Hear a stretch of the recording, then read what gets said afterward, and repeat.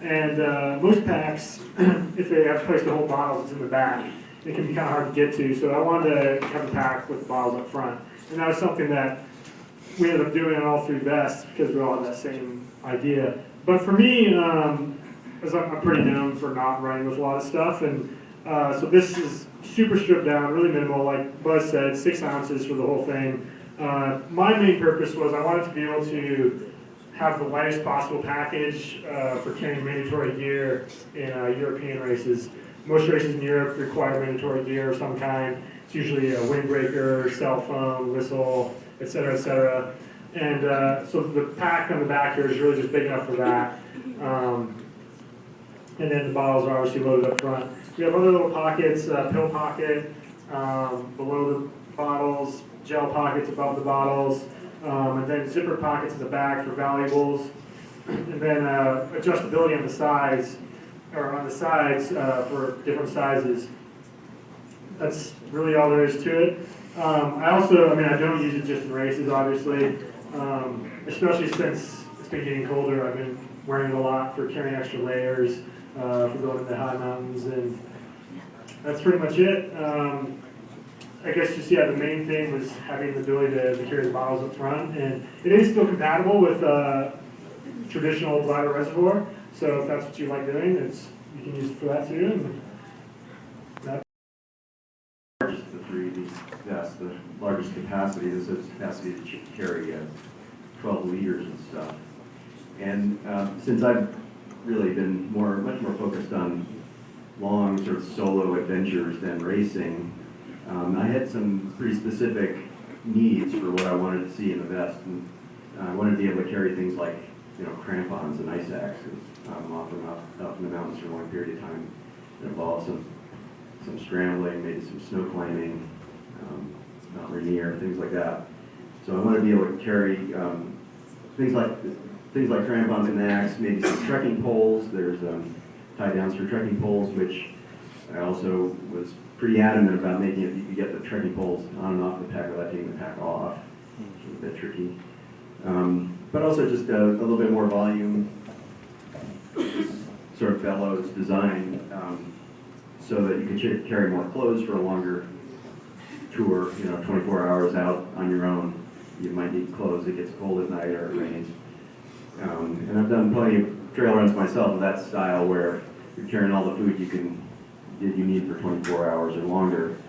And of course, having the bottles easily refilled from streams and so on and so forth. Also, another feature was to have the ability to carry a satellite locator beacon such as a spot, which is a helpful thing to have when you're doing solo stuff, because if you break your ankle, you don't want that to be the end of yourself. So, just do it real quick because I know some of you want to get to other questions. Basically, as Buzz said, another big reason too I wanted the bottles up front, besides the fact that I got weak and I wasn't doing my curls all the time, so I couldn't carry double bottles. But if you've carried double bottles for a number of years like myself, I started racing over in Europe and used trekking poles for some of the races like Ultra Trail and Mont Blanc, and you can't carry handhelds if you're used to racing that way. So I retrofitted one of my old Wasp packs, and in Europe you find the bottles up front. But as Tony mentioned, a lot of people ask, well, what if I don't like to use bottles? The way we designed it, you can use these pockets for other things, whether it's gels. So you don't have to use bottles. You can use a 10-ouncer. You can use your 500 centiliter bottle that you get at a grocery store as far as a water bottle. But then it's totally set up so you can run a hose and use your traditional bladder. But the big issue is I didn't like how even the Wasp weighed a ton. I'm a big believer you shouldn't be carrying pack weight. So I use this type of pack when I run long days up the mountains where I'm up there for 8 hours, 10 hours. And some of you might be, folks who just run 5, 10Ks or marathons, and you just hike. It's a great way to carry everything that you need. So, and it's having it accessible, because when you're racing, you want to be able to access your gel pockets, Velcro pockets. You can put a phone up front. As Peter mentioned, you can use a GPS. And then having the pockets separate too was really key. On the back here, we're using the lightweight Cuban fiber, which keeps things, basically sweat from getting from the inside through the mesh, which is super lightweight and breathable, which is great. But then when you put stuff that you don't want to get as wet, you can put that back there. So there's 2 dividers, and then you get your bladder too, which can sometimes sweat. So zippered pockets in the back, stretch mesh. So there's, believe it or not, 9 liters that you can put in this pack. So for me, that's always been a big issue. I tend to carry a bit more food than Tony. I end up actually feeding him on some training runs. So I'm basically Tony's aid station. So I need that's what so, but it's a secret. But yeah, I like to carry burritos and things like that, and it just helps to have a little bit more room. And then clothes too, like Tony says. I mean, that's basically having something that you can use year round.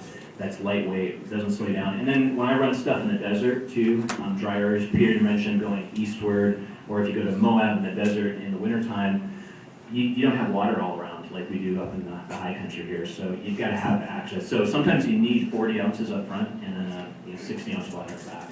So I think I went through a few, but